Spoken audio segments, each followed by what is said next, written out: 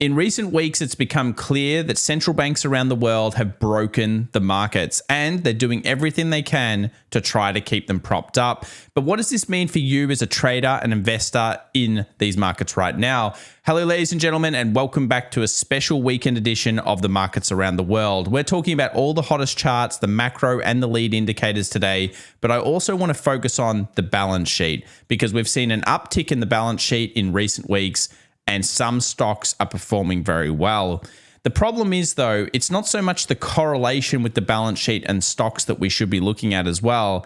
It's what this means for a Federal Reserve pivot. And it looks like there's one coming. So let's discuss what happens during a pivot and whether we should be concerned about the next couple of weeks.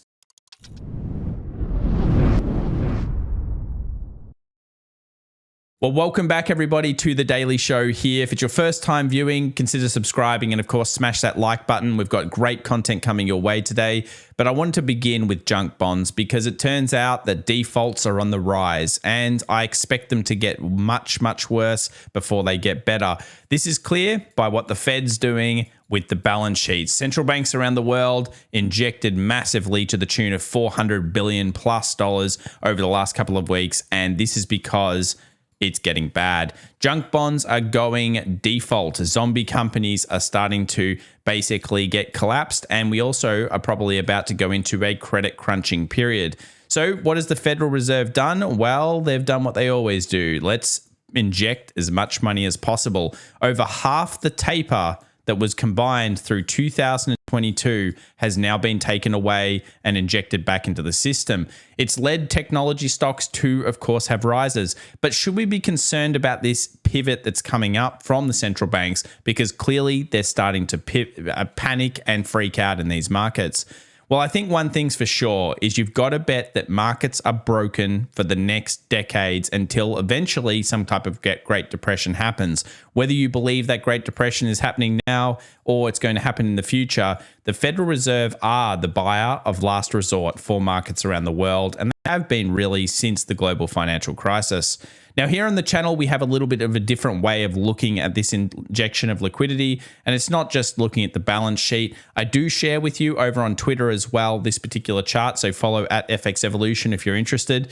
But we'll see that the injection came through, and then they tried to pull some of it back in recent week, basically by reducing some of the available liquidity in the markets. So it's more important to have a bit of an understanding of how the markets work. And luckily, we all share this together here on the channel.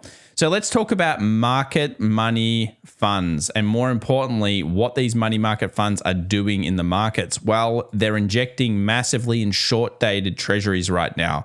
So the flow in recent weeks, since we found out about Silicon Valley Bank, since we found out about Credit Suisse and DB, well, they're all going into short dates. They're starting to get a little concerned. Notice the periods this has happened before.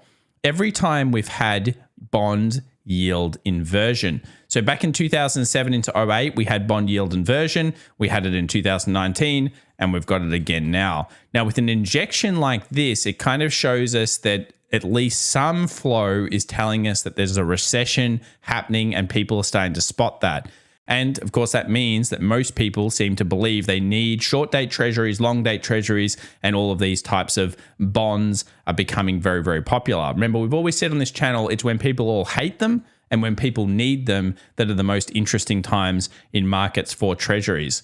So price action, let's go back a little step here, is showing some potential chances of confidence returning. And I think a lot of this has to do with the central bank balance sheet. A lot of people know now that it isn't really a fair market. It is the Fed, and the Fed kind of own the market. And it's the same with the Bank of Japan and other central banks. Since they began these stimulations back in the early 2000s and even earlier for Japan, we effectively know they are a buyer of last resort for these systems. So when we get readings like this where we go negative into positive, what do the stock markets tell us? Well, from a bullish standpoint, you could say, well, these correlations are very, very good. In fact, the correlation on 12 months later with quite a few data points shows that 94% of the time we're positive to the tune of not just a small amount, 16.2% on the S&P 500 up. So that's a big deal. The one thing I would like to point out here, though, is watershed style moments. There have been times when we've seen this back in the 70s especially and the 60s, where when we got these types of reads, we saw big sell-offs followed by pickups, as basically not central banks back then, but monetary policy was injected in the way of interest rates. Now, we know a pivot's coming. I've got a chart that shows you early warning signs about this later on today's show, so stick around for that because it's a great one to have in the future. But basically, we know that most economists are coming around to the pivot concept. They've now gone from 50-50 a week ago to a new rate hike to no more rate hikes, 11.8%, only showing 25 basis points during May. And 88% of people in the economist circles are now saying there is no rate hike. Pause, pause, pause. So it means that we bring this chart. Now, this is where the doomsday preppers are because, of course, when the Fed pivots, historically, they've broken something in the system and they have to inject liquidity. And more importantly, they need to start cutting rates to try to support the economy, which is what they've done back here in the 70s and 80s. Now, it hasn't been pretty. If you look at this, you look at all of these times when they've rate hiked in the past, you wouldn't want to be owning the market typically, and a lot of people are starting to point this out. Will this be any different? Well, every time's a little bit more interesting, but yeah, they're not good. I mean, the numbers are like negative 30% on average, if not higher. And this tends to be one of those things where you want to theoretically be buying the market around 2/3 of the way through the pivot point. So when we kind of figure out when they're near their lows and they're turning back to stabilizing after all the rate cuts. So what about recession versus no recession? Because the market's basically trading here at the time of the recording. We know that the bonds market believes a recession's coming.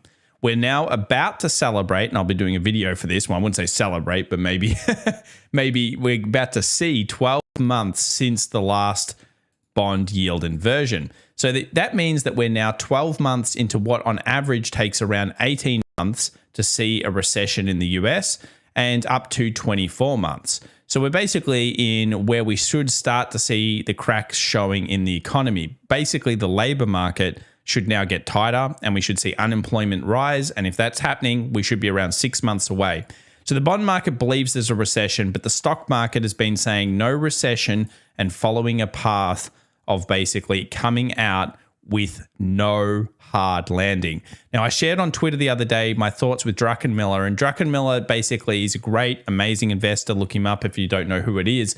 But he basically has said that whenever we push inflation, or whenever we see inflation go past 5% in the US, then we've never been able to stop it without getting the federal funds rate above the core CPI, holding it there for a while, and then we've been able to stop it. Now, we've also never had a soft landing. So if we believe we've never had a soft landing and the bonds market are also telling us a recession's coming, could we be coming for a watershed moment over the next 6 months in these markets? Well, that's where we've got this differing opinion because, of course, central bank liquidity is coming in. But didn't it come back in the global financial crisis? Well, the answer is yes. And what happened to the markets afterwards was actually they did go into a watershed moment. So if we draw parallels to that period, the Fed are panicking and something's probably bad going on behind. Now, if you have any ideas on what that might be, put it in the link in the description down below, and I'll read through some of them, and we might do some extra research to try to uncover the stories. But I did want to bring up this chart, which is obviously smart money versus dumb money inflows. Now, recently during the dip, smart money has increased. Now, this is for the S&P 500, but I think we all know where the smart money's been going. It's been going into technology. They've been buying the technology stocks. They've been buying a few defensive stocks as well. And they've been kind of bunkering down to some form of semi-recession style, weird interest rate environment with a Fed pivot involved. With the bear case right now, what are some of the biggest cases? Well, it's got to be probably earnings seasons coming up. And yes, we're almost already there. We're not that far away. And what kicks off earnings season is going to be the banks. So the next couple of weeks, everybody's going to be talking about what are the banks going to come out and say about the forward guidance. So EPS turned negative a few months ago. This shows us that maybe earnings are starting to slow down massively. And if we go into a recession, we also know Mike Wilson's Morgan Stanley research, he shows us that the ERP should also hike during recessions, pushing pressure down on stocks. So while you could make a case for being buying in the markets, and maybe that's what the initial injection has been here, which is everyone jumping into stock and specifically tech stock, we're at a critical moment here where when we see this Fed pivot, which is most likely coming now, will the stock market do what it's temporarily done for the past, which is drop a further 30%? Maybe tech doesn't get brutalized as much, but certainly some other sectors of the market will, and providing amazing opportunity potentially for investors and traders out there. So let's have a look at the forward yield curve. Here we have a bit of a chart going forward on how many cuts there are. You can see where we were only a month ago. All of a sudden, we've got cuts everywhere. But what Druckenmiller said, and I think this is important to note, is that the Federal Reserve will most likely have to hold, because they know this data, the inflation or the interest rate above inflation for a period of time. So let's say the Federal Reserve kind of looks like this right now based on the dot plot. They don't agree with the stock market. So will the stock market crack it? Basically get very annoyed and start to create a bit of a stir by selling off? My guess would be yes at some point. The markets are not going to like if the Federal Reserve doesn't rate cut in line with their storyline versus the reality. And if they are basing anything off history, they're probably going to have to hold that higher. And what are they going to do instead? Most likely increase that balance sheet. So we have to watch the balance sheet as much as possible, and I'll be updating you here on the channel. So don't worry, we're all going to be looking at it together over the next coming weeks and months. It is the most important concept along with earnings of 2023, at least the way I'm looking at it. Let's look at technology over the last couple of weeks. This has been a month of inflow or month of data. You'll notice that technology is now the leader. XLC is now the leader. But what a strange middle pack. 3 defensives: staples, utilities, and healthcare. So it's literally people buying for the rate cuts and the Fed balance sheet, and people buying for defensive, potentially they're scared of a recession. That's actually what this chart is kind of showing us. And if we look at the Friday results, utilities came back in massive form, 3.12%. And then we had staples and healthcare. So while we're bouncing off the dip, they're just buying defensives. So it's very interesting to see this kind of thing happening in these markets right now. And we're about to get into the charts and take a look at all the key levels. But look at this, defensives doing well on the Friday close. And the last month of data has just been everything to do with the balance sheet that usually does well, and defensives. So money managers are clearly starting to move around, and they're going into those short date treasuries, and maybe they're setting up for something a little bit nasty moving forward, and they're prepared to take some losses on the book because of course they have to.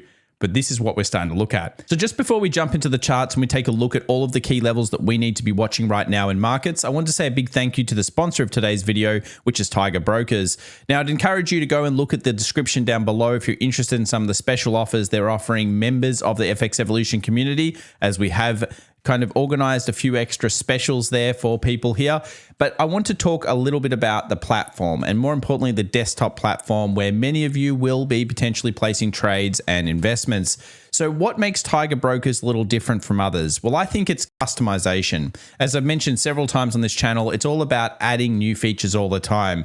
And with options becoming such a huge part of the economy, and more importantly, the trade inside of stock markets right now, you want to be able to have all of the options data very close at hand. I specifically like this ability, creating your own custom windows. And you'll notice up here, I'm giving quite a lot of information, the implied volatility, IV percentile, all of the PC ratios, so put call ratios, and I can select the stock that I'm most interested in at that time.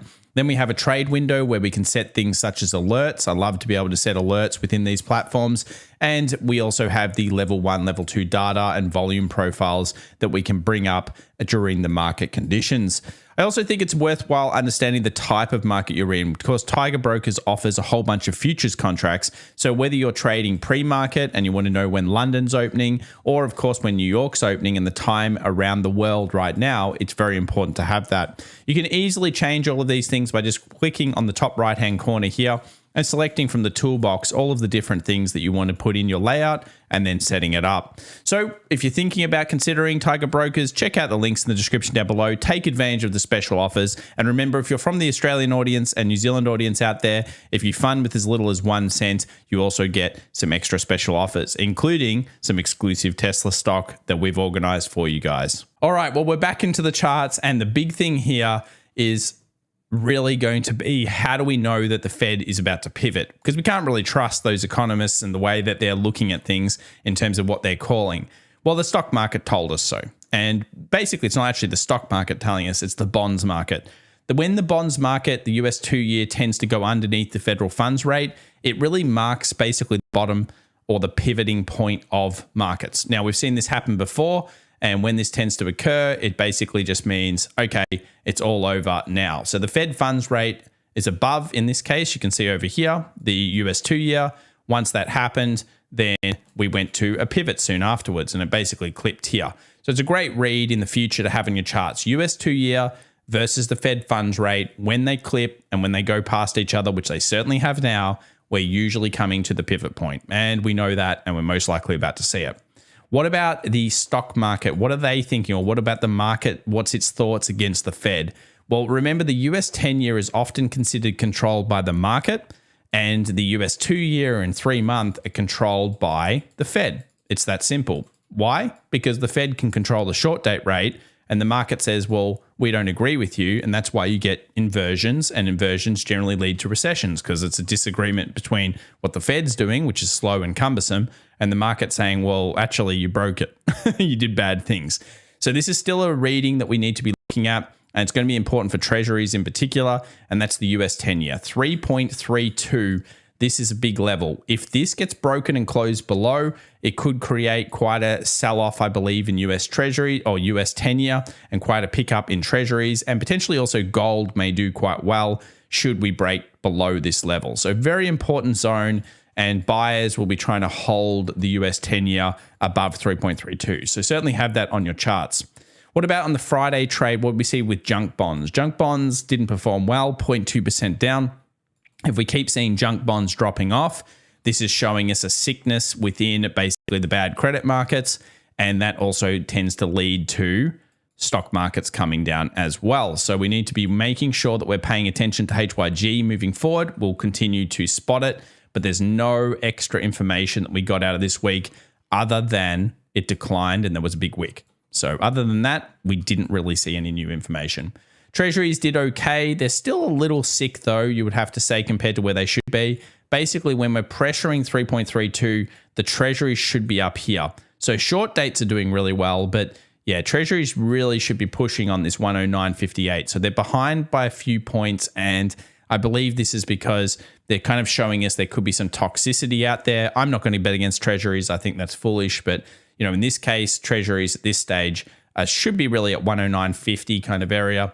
And if we see the US 10-year break below, I'd expect treasuries to continue to do okay over the next coming months. So with all of this, what happened with the dollar? Well, the dollar actually found a rally. Now, why could it find a rally? Well, it was probably because it was oversold. It's not most likely to do with yields at this point. We sold down to an incredibly clear level. This is a big zone. We talked about the bullishness into this green box, which we got. And now we find ourselves at a very important point for this week, which is in our green box. Basically, we have a supply and we have the market testing that supply. The way it interacts with this level will be important. If it makes a new higher high and then goes underneath these lows here, you're most likely looking at it further selling off back to 101.71. You know, that's what you call like the replication style process. But we're back to effectively where previous supports become resistance, supply becomes, you know, a sell-off zone, and we're in a downward trend. So I'd expect dollar to come under some pressure in the coming weeks, depending on what yields do. And if we do see the US 10-year fall through, I wouldn't be surprised at all to see the dollar actually start to drop a little bit as well. Gold is doing a similar thing. It's sitting around. If we have a look at the weekly close, it couldn't get above again. So we couldn't get above that 1988. We ended up at 1978. And it's ranging in a pretty large market movement. But overall, gold is trading exactly where it's liked to trade the last couple of days. A lot of trade that's gone through this price. Now, I'm not sure if it's for sells yet or for buys, but I will update you on the channel as we see more information. So we're basically at equilibrium for gold right now. Copper, well, we intersected this one for the Friday trade. We found the downward trend line. We obviously found some other key kind of points that people have been trading off, and they all intersected into this zone. Copper really needs to weaken to show us the market is actually believing there's a sickness here. And I believe that copper is going to be one big important kind of zone or read moving forward. It has benefited from, in my opinion, the Federal Reserve's massive injections and central banks' massive injections, because that tends to lead into stability. But yeah, copper, critical point. We'll be watching it. It's still at a resistance for now. Natural gas still in accumulation, kind of floating around in these lows. I'm still looking for it to take 2.09, the low side, and then maybe bounce. I think that's a very good level to set alerts for moving forward for natural gas. But remember, it's called the Widowmaker for a reason, and that's because it's dangerous and it's a bit scary. Now, this one did exactly what I thought it would do. It pulled back to a 61.8 pullback, and it's found some buyers. Now, this is oil. Oil was being sold off very heavily. It reached into our 65 a barrel, which is a zone we've targeted now for, God, it feels like a year, and it probably has been almost about 9 months now. So we finally got the 65 a barrel. Congratulations to people there. I become neutral on it now, so I could see why people would bounce it initially. From what we saw on the Friday, there's a chance that we might move back up to test these bottoms. So basically this 73.20, this purple line I've got here, I could kind of see oil going up. The way that it's going to need to work, though, is you'll need the yields to increase as well. So if yields start spiking up and we're seeing oil moving through, then oil should hopefully be able to go back to 73.20 a barrel, and then maybe the sellers will recommence. So we'll look at that in the future. But yes, it looks kind of more bullish than bearish at this stage on the smaller timeframes. Let's move over to Tesla. Most heavily traded zone was respected in the previous week. We've got the new expected weekly options highs and lows. Funnily enough, the expected option high sits right on the heavily traded zone, so still heavy resistance there. And the kind of buy levels at this stage would be things like the gap fill, which is at 183.31. And then, of course, expected weekly options low sitting at 179 and swing lows at 176. Now, a lot of people want this thing to finish and fill the gap, and they want it yesterday, which is down here. I still suspect that is a thing. So, I still think this is very possible at some point in the future. The problem is it just doesn't happen in a day. So, patience is very important. That's why I say patience is a virtue. Yeah. So I always say patience, react, don't predict if possible. If you went short up here, congrats to you. I feel like that was an exceptionally good area for you to do so. At the moment, you're kind of like in a neutralized zone. If you were short, I wouldn't say you've seen any reason for it to go long just yet. But if you're long, well, where's the long? Maybe it's in here. Maybe that's where you're looking for smaller time frames to actually fill through. There's clearly going to be some buying in there, unless the market's going to free fall. So you just have to be patient and wait for your right opportunities. And I think that's a big thing here. So for Tesla, that's the levels that we've got this week. Let's move over to Apple. Now, very strong stock. Strange kind of close, actually closed daily high. If you're looking at Apple in principle, you would say, shouldn't we really go for the gap fill? 163.36 also, or 69 is the gap fill. That comes into the expected weekly options high. If NASDAQ does find buyers initially through the Monday, Tuesday session, it's possible, but I expect sellers to be in this area. I think this is a watch the reaction here kind of zone. If you're a seller, if you believe the markets are going down, it's going to be a super critical level, at least for Apple. I think it's one of the most critical levels to be watching this week. Let's move over to NVIDIA. It's just a bullet. It's an absolute rocket ship, this thing. It's in a bubble, but we would have said that back here. The thing with these bubbles or these kind of things is you're looking for large moves. So you're looking for these huge kind of candles. Now, we had one of those in the previous week.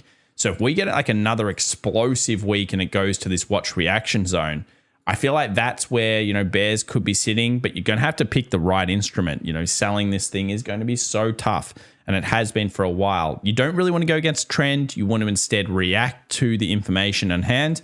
And while it did sell off through the Friday, I don't think we've seen enough signs just yet to say that this thing is actually bearish. So there's no bearishness just yet for NVIDIA. Patience, again, is the virtue there. What about consumer discretionary versus staples? Well, we're seeing this decline, which is showing us the market is turning overall defensive since over here back in January, which is where, of course, we started to see the topping of the market. Around that first week to second week of Feb, we saw the top of the market and we've come down. So there's been no real heavy purchasing in general of the broad market for growth. It's been a stacking of stocks that do well with the balance sheet and defensives. And that seems to be what the market's doing at this stage. The DAX, I don't really have too much opinions on it. Nice little bounce off the bottom here for the DAX. If it closes below that wick now, I still think it goes to 14,000. I can see why it bounced off this little area here the other day. And the DAX is super heavily sold. So basically, everyone tries to sell this market in the French 40 right now. This is, of course, an overseas index before we get into the American ones. But it's not the best place to be selling right now. It's just not the best market to do that. I do like this level for the bears, the 15.26, and the bulls. I could see why they buy something like this, but I think it's really going to be dictated to more by the American market, which we'll look at soon. What about the XJO, the Australian market? Well, it continues to barely hold the key level, and I mean barely hold it. If we look at the weekly here, it just kind of closed on the wick low. However, by closing weeklies below, it still looks pretty weak. So while I do like this level, I'm not sure I'm convinced this is the bottom for the Australian market just yet. It all depends to me for copper. So if you're an Australian trader, I'd be paying a lot of attention to yields and copper. If the US 10-year drops through 3.32, couldn't really like Australia right now. It's been an amazing market, but it won't like that yield switch. This is the big chart though, and it's got to be Russell 2000, Russell 2000, Russell 2000. Why? It's got zombie companies in it, guys. This is where the Federal Reserve is really pushing the money to try to help the liquidity come through here. We could see massive trade volume. Obviously, 20% plus of this index is basically regional banks. And we saw it take the low on the real ETF here and then bounce back up. Now, that could be a very bullish sign. That's basically a stop loss hunt. And I want to show you it in real time here with the futures. Look at this. The futures took the low. This was the signal actually to take bullish moves through the Friday trade. And I saw this and I went, oh, that's really obvious one that they were trying to get into. So basically, they took these Russell to the lows. They pushed it through with a nice bullish hammer. Many of you will be looking at this and saying, well, is this the beginning of an accumulation? You have to keep your mind open to this because the Federal Reserve breaks the system and they just love coming back in with mass stimulus, which is different to a lot of the other periods in time when they've done pivots. So could this be a Wyckoff accumulation? It's possible, but I'm paying super attention to the 1700 level and the closes that happen around that. I think this is a pivotal one that not enough people are talking about, which is good. You don't want everyone talking about it. But 1700, the closure is the key. I often say that. So US 2000, for the first time in a while, we're paying attention because if this falls through, the rest of the market tends to come with it. It's often the canary in the coal mine. So we need to be watching that one. US 100. Now, the futures tells a different story. The futures close looks pretty high here on the weekly and the daily. So that's interesting. But if we look at the Qs, it doesn't look like much. So basically, we still haven't got above these levels and we find ourselves at equilibrium. So yes, the NASDAQ found buyers again, but we can see we're stuck within inside candles. We've got the high and the low, the open-legged kind of big long-legged doji. If we get closures up, well, we're going to have to give defeat for a little bit. And ideally, we'd see the markets basically rally to fill some of these gaps that are up here on the left-hand side. But for now, we sit for the Monday on equilibrium, which is probably not what you want to hear, but I don't see it any other way. I mean, it's literally sitting right there. It's being annoying. The weekly close was quite nice, but it still had the weak rejection, but it didn't come back as deep as you'd want. But do remember, there's a lot at stake here because of one thing. The monthly is about to happen. And this is what we've seen on the monthly. Now, we had something similar to this over here where we had this long leg doji, then we had this mass rejection wick, which it actually took the high first, then had a bit of a flash sell, which obviously met by demand. So we've taken the high. Do we see a bad week that pushes us back down? Because if it does and we get two tweezer, well, that doesn't bode well for the upcoming kind of potential market through the rest of the year. So important monthly closes. It's not just the Qs. It's also the SPX. It's also the others. So let's have a look at the SPY here. Weekly options highs and lows set up for you. You can see kind of those critical levels at 404. We can see where we are. We took the low of the doji, but didn't close below. So that's going to be very important week, thought process. And we're basically back to very close to our most traded level. So we'll come over here to the SPX and just look at this balance sheet. So this is the Federal Reserve's balance sheet over the last years. And if we actually scroll back to 2008, which is what I wanted to do, you might notice the balance sheet. Now, this could be just because the understanding wasn't there, but realistically, it was broken. The balance sheet was injected. Panic mode engaged, guys. Panic mode engaged. They're panicking everywhere. We got to get the panic. And then it watershed. Now, that's because it was totally broken and it led to systemic failures. Now, if you notice, a lot of articles like, it's not the same. It's not the same, everyone. There's a lot of it's not the same. Whereas in the back, we're seeing so many companies going bust. And I'm not here to be super pessimistic on the market or anything, but I do think that the bonds market has said there's a recession coming. And I can't see a clear way out of this other than the Fed basically just bazookaing the market again, which is what they're doing at the moment. So the other than that, and basically kicking it down the curb to deal with the problem for another generation or another 4 or 5 years, this is going to be an important point for markets. So back in the GFC, this is what happened. We saw a mass injection, the markets fell off, and then, of course, they rejigged back. But I think what you can be clear on here is that the Federal Reserve will do whatever it takes to support the economies, or more importantly, the stock market and effectively companies out there that are taking too much risks and that they can't stop, and they know it. They'll never be able to properly taper. They've tried it before, while also cutting rates. That didn't work out for them. This time, they've basically gone wild on raising rates, and they've tried to taper, and it's not really working. So they'll probably stop inflation. Okay, sure, that's fine. But you can't bet that they're not in the markets and they're not going to continuously do this pumping. And I expect the balance sheet to get massive over the next decade. And I'm not kidding you. It's going to get massive. And how far can they push it? It might surprise you. Maybe we'll do a special on that one day. It's pretty disturbing. It's a lot more than what they're doing right now, if you can even fathom that. But yeah, it's a broken system. This is the kind of grossness that happens right now. Day traders don't need to worry as much, but for an investor, you need to be watching these things. So we'll keep updating you on this. Let's have a look now at the futures market and do the deep dive into what we think is moving forward here. So we found the rally. I don't really think it was the S&P that was rallying here because I did want it down this level. I think it was to do with the Russell. So the Russell took those lows, bounced up, found those buyers. Downward sloping trend line here. We're going back into it through the Monday session most likely, and we're coming into our most traded zones and all sorts of things. If the market does break out bullish, that will mean the Qs will have broken past those highs. So we have to believe the next level of equilibrium could be up here in the 4080, 4090 zone, which is also something I've projected out. And I'll update you should that happen. But it is a tough Monday to come in on.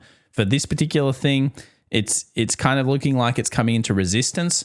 But yeah, it's going to be all down to the small time frames. If I'm looking at this and I'm kind of paying attention to it, I believe kind of short dips could be met by buy demand. But if you're looking at a swing trade perspective, it's a mess because looking at these dailies, you go, well, wait a second. And we just keep buying these dips. We keep pulling back to 61.8s and finding buyers, and we've got these damn dojis. If we close below, well, then yes, we're going to put pressure on 38.66 and possibly at that point, 37.58. So back down here to fill the gaps. But this is a very, very tough zone because it is continuously just japping up and down a little bit less each time through two areas, kind of like almost getting ready for a slingshot style, momentum style play. So options ranges are a little bit higher this week. There's a little bit more volatility coming through according to the market. But I like the extremes. I like up here. I still think this is a very important watch reaction kind of area. We'll remove this one here because we already used that. So I think up here is very interesting from a bear perspective, but we're going to need to probably pay most attention to the Russell 2000 and the Qs this week, which is totally different to other times.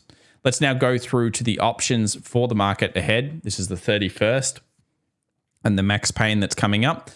And we have 380 puts. So 96,000 there. We'll just refresh this, make sure we've got the right data through. 2.2 million, I believe, options set to expire. So a decent week. And we've got here 380s, 390s. So it's quite easy for the market, if it wishes to, sell off into the 380 sphere. It's unlikely to want to get above 410 at this point, which again lines up with most of those levels we've looked at. Max Payne's 395, just like it was on Friday. In between these zones would be ideal for the markets. Maybe some more chop moving forward. But if we do sell off, we'll have to use some of these put walls such as 380 along with our technical analysis. How about Bitcoin? It's doing pretty good in comparison. Bitcoin's at 27.5. A lot of money is going into this. It's kind of like the alternative asset. I still don't really believe that this rally will be not met by sellers. But at this point, we're looking for that 30,200. And there's no reason yet to be scared of Bitcoin in these markets. Well, of course, you always want to be scared because you need to protect yourself. But I don't see a technical reason this thing's selling off just yet. Let's move forward to the news for the week. Daylight savings time for everyone in Europe. So make sure you check that out and keep that in mind for the American market if you're trading it. We've got a bunch of other central banks. We've got CB consumer confidence coming out Tuesday, 10 a.m. Then we scroll down here. We've got unemployment claims, which I don't think is super important, but maybe it will move the markets, 8:30, Thursday, 30th. And then we have core PCE price index, which is going to be a big one. That's 8:30 a.m. Friday, the 31st. So make sure you check all of those bits of news out. This week will be a technical week. We just need to kind of get out of this tight zone and see what happens with the Russell. But the Russell was showing some signs of taking hunts, and maybe it's going to push a little bit more bullish before it goes bearish. If you haven't already, come and check us out on, of course, the social medias. Links in the description down below. Also, think about downloading our free cheat sheets if you're interested. Completely free, so you just have to put in your email and you get them delivered. And also the sponsor of today's video, which is Tiger Brokers. Links in the description down below. Big thank you to them for sponsoring it, making these shows possible, and hopefully you guys, the community, enjoy it. So thanks so much for watching. Big thumbs up for each and every one of you, and I hope you have a great week trading and investing in what is a very interesting, exciting market, but also a little bit terrifying when you realize that the Federal Reserve is the buyer of last resort. All right, bye for now. Ciao.